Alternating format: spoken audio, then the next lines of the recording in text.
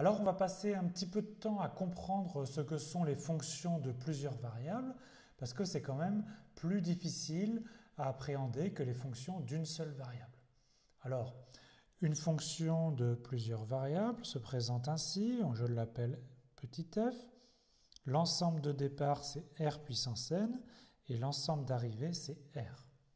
Donc en entrée, on a ici n réel, que je note sous la forme d'un vecteur, x1, x2, etc., jusqu'à x indice n. Et à ces nombres, j'associe une valeur, un nombre réel, qui est f de x1, etc., xn. Donc voilà l'écriture d'une fonction de plusieurs variables. Alors, on pourrait se limiter ici, non pas à prendre Rn tout entier, mais à seulement une partie de Rn. Il y a aussi les applications de plusieurs variables, c'est-à-dire au lieu d'avoir ici un seul réel, on peut avoir plusieurs réels. Pour l'instant, on va se contenter de ça. On va même simplifier un petit peu pour commencer les exemples. On va prendre des exemples avec n est égal à 2, c'est-à-dire qu'on va prendre seulement deux variables. Et généralement, quand on n'a que deux variables, au lieu de les appeler x1 et x2, on va privilégier la notation xy. Alors voyons des exemples.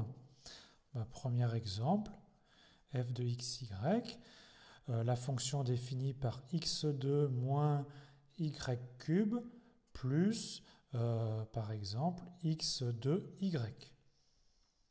Donc c'est bien une expression qui fait intervenir x, qui fait intervenir y, mais alors ce n'est pas forcément indépendant les uns des autres, ça fait aussi intervenir par exemple ici un produit avec des x et des y.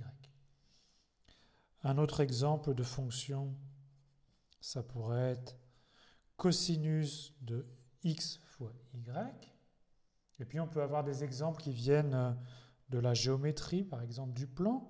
Par exemple, si je prends la fonction f de xy définie par racine carrée de x2 plus y2, eh bien, géométriquement, ça correspond à quoi? Donc on a le plan ici de coordonnées xy. On a ici à l'origine O, donc, qui est de coordonnées 0, 0. Et je peux prendre n'importe quel point ici, M, de coordonnées xy.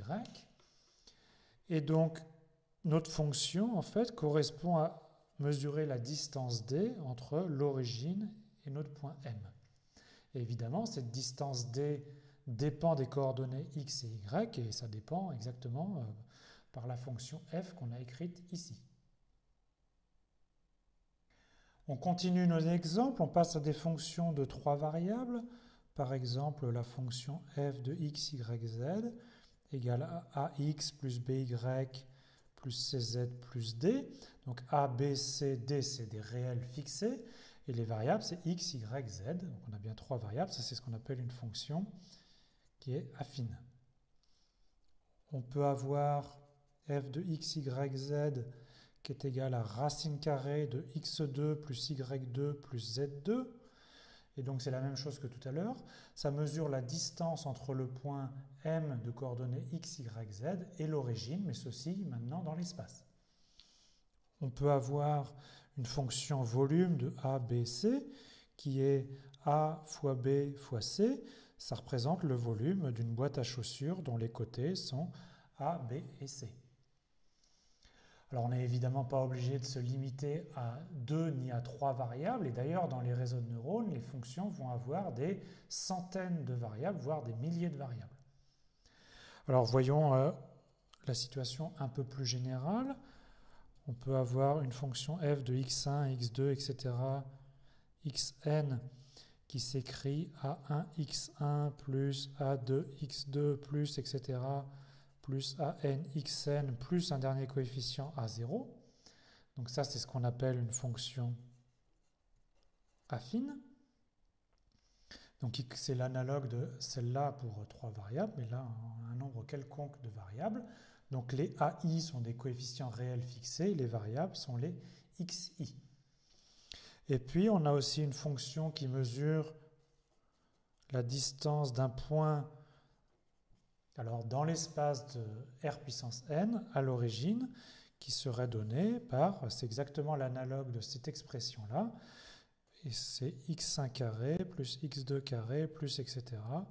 plus xn au carré. Donc ça mesure une distance et pour nous ça correspondra plus tard à une fonction d'erreur. Alors je vous ai dit, les fonctions qui vont intervenir dans les réseaux de neurones, elles ont beaucoup de paramètres et on a du mal à les visualiser, on n'arrive pas à les visualiser. Mais pourtant, les idées qui interviennent pour les étudier sont des idées géométriques. Donc on va comprendre ces idées géométriques avec deux variables, parce que là on arrive à faire les dessins, et après on arrive à les transposer par généralisation. Alors, donc ce que je vous dis, c'est qu'on va ici regarder une fonction de deux variables, donc qui va de R2 dans R. Donc les variables, c'est x, y. Et donc à chaque couple x, y, on associe une troisième valeur f de x, y qu'on aura envie d'appeler z. Donc pour faire le dessin, on a donc le plan ici que je représente en 3 dimensions, le plan des coordonnées x, y, et puis on a le troisième axe qui est donné par z dans lequel on va écrire les valeurs f de x, y. Donc à chaque point du plan, ici, par exemple je prends un point de coordonnées x, y, on lui associe une certaine valeur, z égale f de x, y, et donc la donnée de x, y et z, ça nous donne un point M de l'espace. Mais ceci c'est vrai quel que soit x et y. Si je prends une autre valeur ici, x et y, alors on aura un autre point de coordonnées x, y, z pour une autre altitude z. Et donc on fait ça pour tous les x, y du plan, et donc on a comme ça une surface qui est parcourue par les points M dont les coordonnées sont x, y et z. Donc je vous donne maintenant ce qu'on a dessiné, donc c'est le graphe de la fonction, ce qu'on appelle le graphe de la fonction. On peut préciser en indice que c'est le graphe de la fonction f. C'est donc une surface qui est dessinée dans l'espace et qui aide à visualiser les caractéristiques de la fonction f. Donc je vous donne maintenant la définition mathématique du graphe donc de f. C'est donc l'ensemble de tous les points de l'espace de coordonnées x, y, z, donc dans R3. Donc x et y, il n'y a pas de contrainte. Par contre, z, c'est l'image de f de x, y. Alors si vous regardez la définition de ce que c'est que le graphe d'une fonction d'une variable, vous voyez que c'est exactement ce qu'on vient de généraliser. On va voir une technique pour retrouver le graphe d'une fonction f donc de deux variables, de R2 dans R. À x, y, on associe donc un nombre z qui est f de x, y.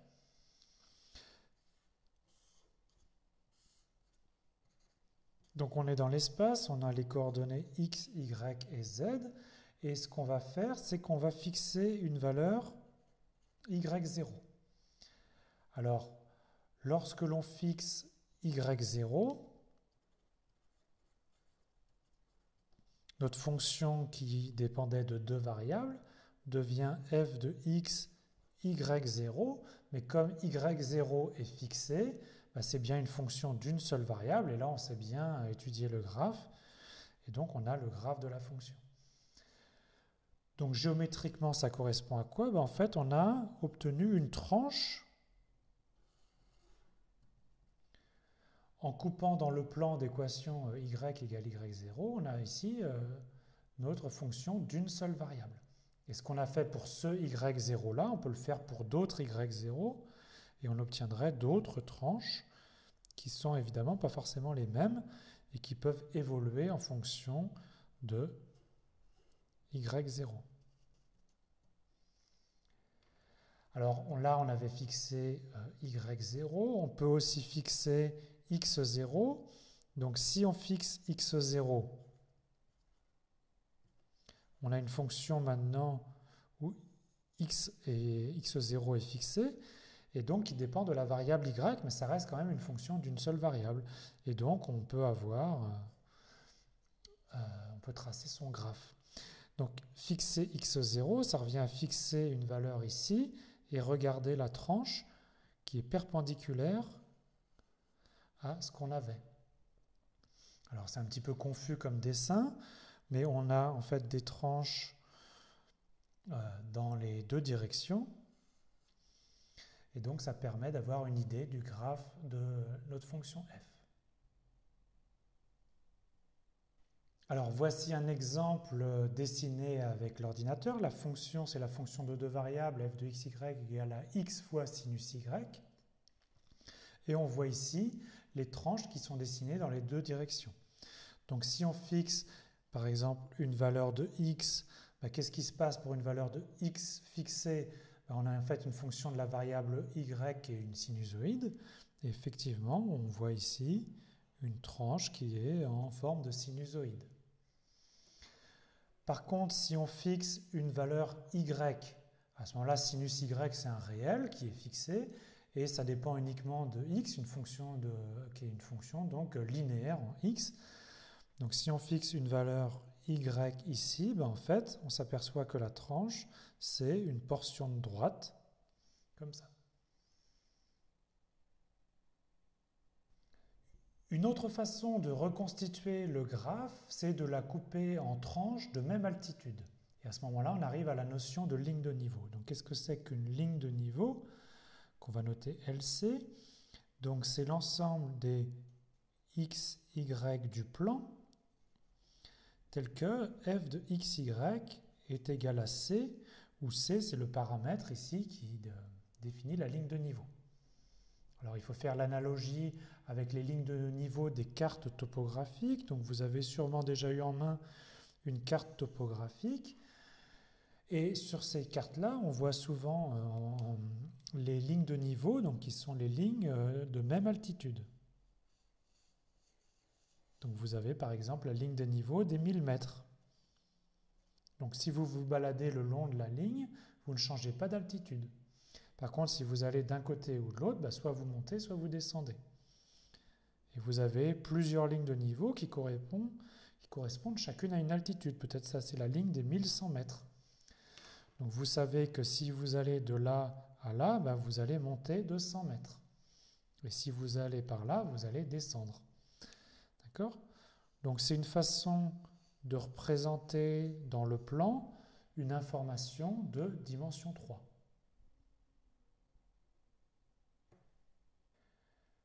On va considérer l'exemple de la fonction f de xy qui est définie par x carré plus y carré.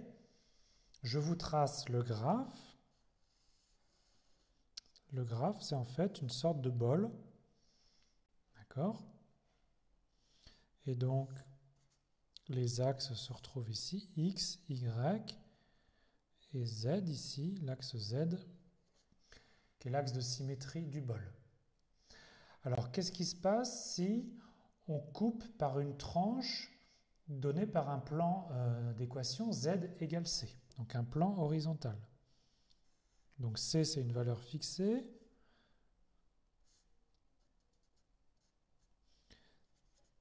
Donc c'est un plan horizontal d'altitude c. Qu'est-ce qui se passe à ce moment-là quand le bol coupe ce plan? On obtient ici en fait un cercle dessiné sur le bol. Alors attention, ça c'est pas la ligne de niveau, ça c'est la courbe de niveau. Donc la courbe de niveau, c'est couper le graphe avec un plan, donc ça se situe dans l'espace. Qu'est-ce que c'est que la ligne de niveau? La ligne de niveau, c'est dans le plan, donc dans le plan de coordonnées x et y, donc d'altitude 0 si vous voulez. Et donc ça correspond à la projection de cette courbe de niveau. Et ici, donc c'est un cercle qui est projeté horizontalement. Donc c'est aussi un cercle, mais qui vit dans le plan OXY. Alors ce qu'on a fait pour une tranche d'altitude C, on peut le faire pour une autre tranche d'altitude C. Donc on peut couper plus haut ou plus bas. Donc la tranche ici sur cet exemple-là, vu l'équation, ce sera toujours un cercle de l'espace qui se projette sur un cercle du plan. Donc en fait ici, les lignes de niveau ici sont des cercles concentriques. D'accord? Et donc ce dessin, alors c'est la difficulté des lignes de niveau, c'est que ce dessin dans le plan doit vous aider à imaginer la situation dans l'espace.